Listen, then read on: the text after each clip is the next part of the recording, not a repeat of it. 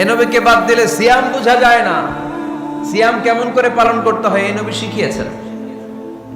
এই নবীকে বাদ দিলে হজ বোঝা যায় না, কারণ এই হাবিব বলেছেন খুযু আন্নী মানাসিকাকুম, কেমন করে হজ করতে হয় আমার কাছ থেকে শিখে নাও। এ নবী এমন নবী, এ নবীরে বাদ দিলে জান্নাতে যাওয়া যায় না, ঠিক কিনা? এজন্য এই হাবিবরে বাদ দেয়া যাবে?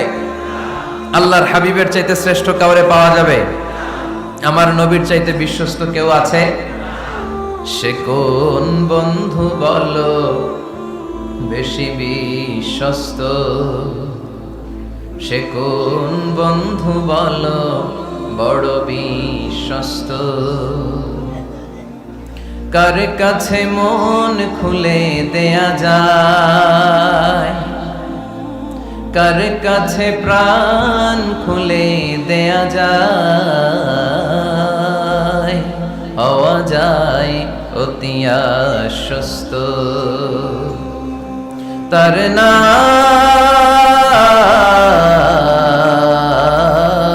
আহমদ বড় বিশ্বস্ত।